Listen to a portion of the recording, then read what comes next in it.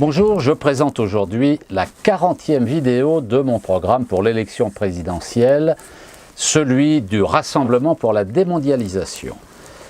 Elle s'intitule « Pourquoi les nationalisations ?» et on peut la trouver sous la forme papier dans la partie 4 de mon programme sur le site internet Nikonov 2017. Tout ceci fait partie du deuxième principe de politique économique pour réencastrer l'économie dans la nation et la démocratie. Pour le retour ou le transfert à la nation des grandes féodalités industrielles et de services. Tel est notre objectif. Avant-guerre, non seulement les politiques libérales fondées sur l'initiative privée ne se sont pas montrées capables d'enrayer le chômage, les gaspillages et les spéculations, mais elles les ont provoqués. Les économies ont été balayées par la crise des années 30. Pendant la guerre, le grand patronat, dans son immense majorité, a collaboré avec l'ennemi, comme la plupart des organes de presse et une partie significative de la haute fonction publique. Après-guerre, il fallait reconstruire la nation. À la fin des années 1970 et au début des années 1980, il fallait faire face à la crise. Dans ces trois cas, la nationalisation aurait pu être l'instrument le plus efficace si elle n'avait pas été largement vidée de sa substance. Alors pourquoi les nationalisations ? Pour répondre à cette question, il faut s'appuyer sur les raisons invoquées par ceux qui les ont décidées et mises en œuvre au moment du Front populaire en 1936-1937, après la libération en 1945-1948 et en 1982. Ce qui est frappant pour les historiens quand ils étudient les textes des syndicats et des partis de gauche de 1918 à nos jours, c'est qu'aucun des arguments de ces organisations ne fait appel à une conception économique et sociale d'ensemble à l'intérieur de laquelle les nationalisations seraient le ferment d'un socialisme en marche. Elles insistent au contraire sur l'idée que les nationalisations ne sont pas le socialisme, sans pour autant définir le socialisme. Il y a un flou permanent sur les motivations des nationalisations, leur rôle dans l'économie et leur gestion.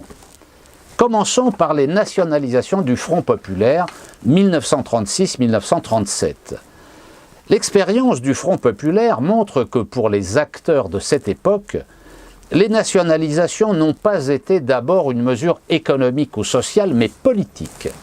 C'était une arme contre l'ennemi de classe, comme on disait. C'était lui retirer ce qui faisait son pouvoir économique et financier.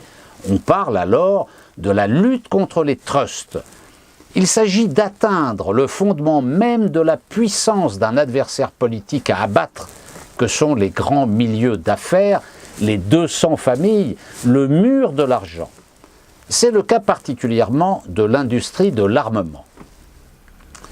Un mot sur les nationalisations de la Libération entre 1944 et 1948. À la Libération, c'est le programme du Conseil national de la résistance qui est appliqué. Vous pouvez le trouver sur le site du Parti de la démondialisation. Il y est question, je cite, du retour à la nation de tous les grands moyens de production monopolisés, fruits du travail commun, des sources d'énergie, des richesses du sous-sol, des compagnies d'assurance et des grandes banques.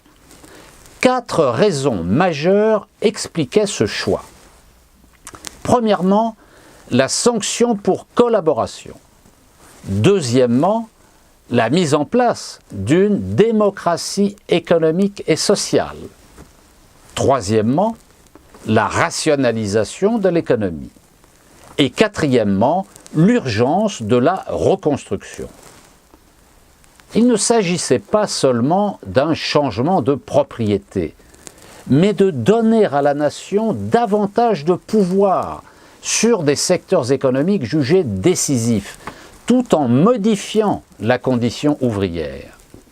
La nationalisation devait permettre une politique sociale, la participation des travailleurs à la gestion et le contrôle du crédit.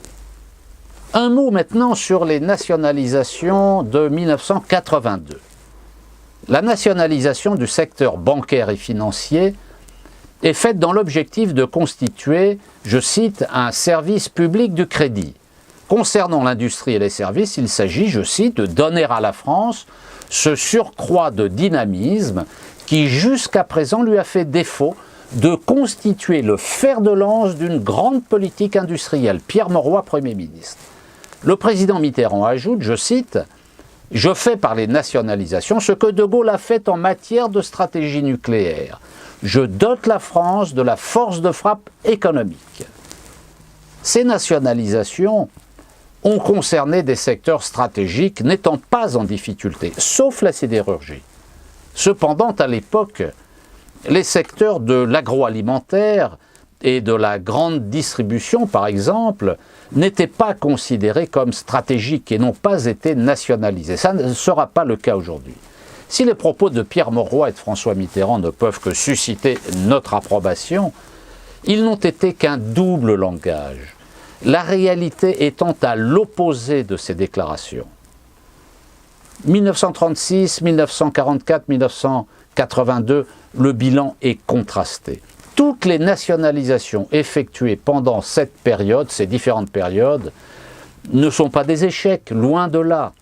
Beaucoup de celles qui étaient des services publics ont parfaitement rempli leur mission d'intérêt général. Je pense ici à des entreprises comme la SNCF, EDF, GDF, Air France et encore bien d'autres. Les nationalisations de la période 1981-1982 constituent généralement un exemple à ne pas suivre pourtant.